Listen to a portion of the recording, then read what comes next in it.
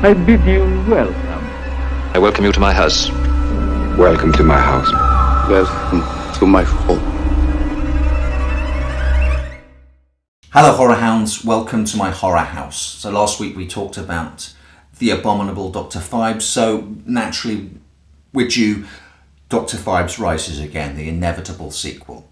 And some sequels are so intrinsically linked to their predecessors, it's nigh on impossible to talk about them in isolation. Dr Phibes Rises Again was released only 14 months after the Abominable Dr Phibes, and I think it's fair to say that it relies an awful lot on the goodwill generated by the first film. Certainly my memory of it was coloured by lumping it in with the Abominable Dr Phibes, and I was eager to extend my time with the good doctor after rewatching the first film. But something weird happened while I was watching Dr Phibes Rises Again, with a view to talking about it here.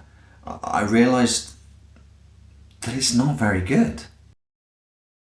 Heaven knows there's room in the world for more Phibes, and I'm amazed that there have only been 2 movies, but truth be told, this sequel was rushed out and it shows. Remember the bonkers dialogue-free first 10 minutes from the Abominable Dr Phibes? Well, Rises is hamstrung from the off. We open with a recap of the first movie and how that left off, which isn't disastrous in and of itself because no one back in 1972 could rush out and rent, buy or stream the first movie to bring themselves back up to speed.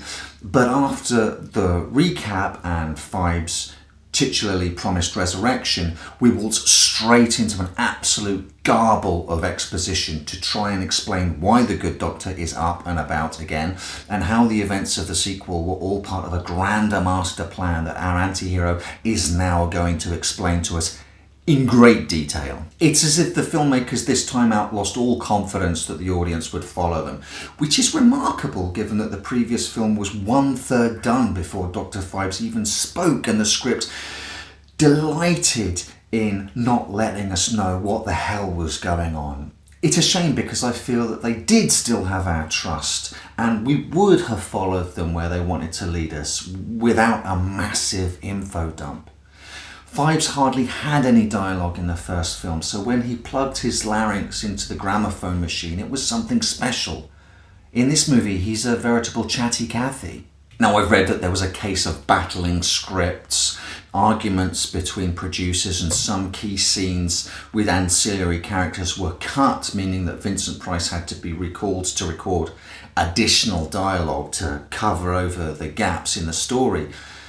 So what's the deal? What's the grand plan which brought Anton back onto the stage? Well, you see, his wife, Victoria, is lying in some kind of hinterland between life and death. This is the very dead Victoria from the first film, the woman whose actual and definite death sent Phibes on a grand revenge journey. Okay, so now she's not completely, fully, 100% dead.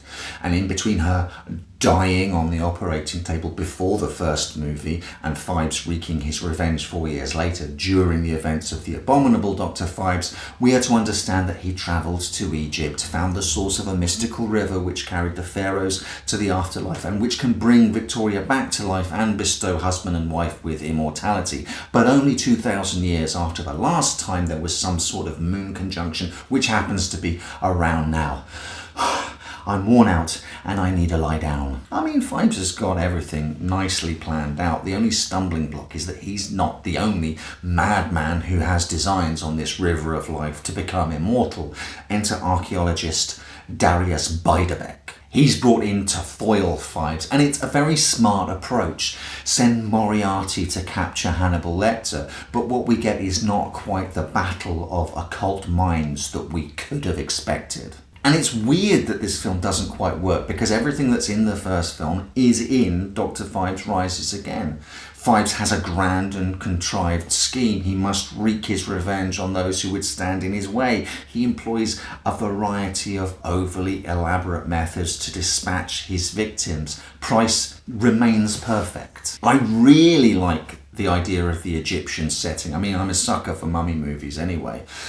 And this tack even makes retrospective sense of his use of the plagues of Egypt in the first film. I mean, sure, why not? While he's in Egypt planning his wife's resurrection, of course he becomes obsessed with the biblical plagues and chooses to employ them on those who had wronged him. That is exactly what Phibes would do.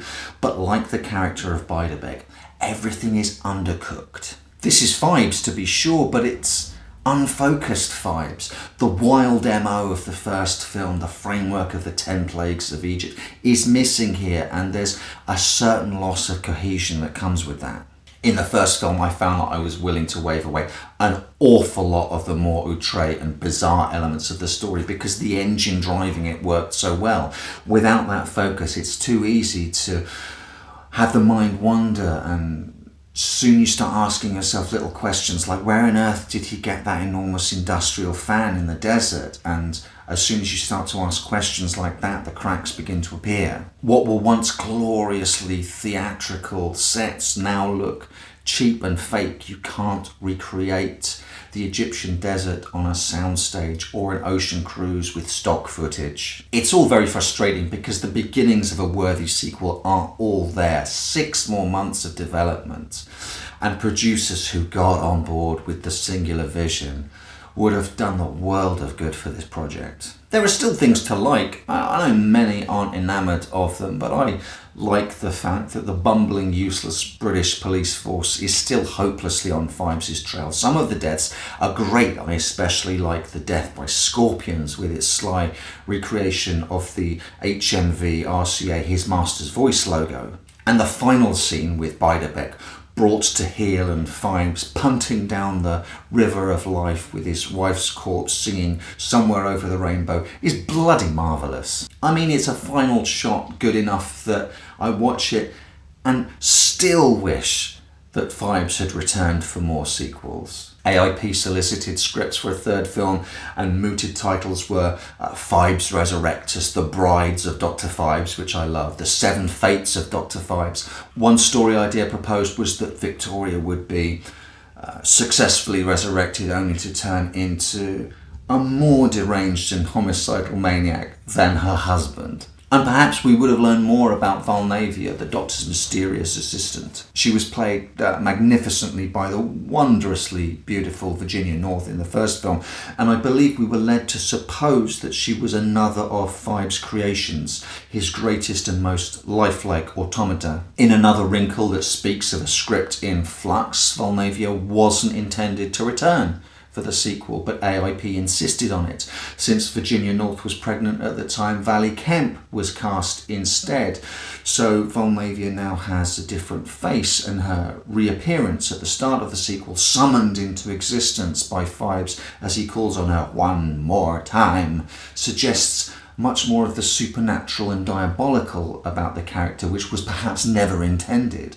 Might she be a demon familiar called to do the Doctor's bidding? She certainly seems to be recalled at the end of the movie back to an afterlife after Phibes travels beyond the veil. Reading up on these Phibes movies, I discovered that the character's creator, William Goldstein, not only wrote novelizations for the first 2 movies back in the 70s, but some 40 years later, he's penned at least 3 more books, which I understand shed some more light on the nature of Vulnavia, as well as Phibes himself and even his clockwork musicians. I'm sorely tempted to buy these books because I think a trick was missed with this character. By now, the abominable Dr Phibes should loom much larger on the horror landscape. He's just too good a character to lose to the mists of time. Phibes should rise again, but honestly, is there an actor of Price's stature who could pull off the delicate tightrope walk of a performance that's required?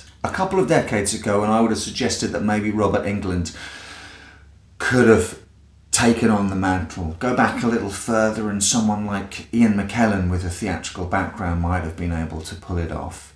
What are your suggestions? If Phibes were to rise again in the 21st century, who could possibly pull off the near impossible that Vincent Price managed to do so deftly back in the 70s? Who could play Phibes for the 21st century?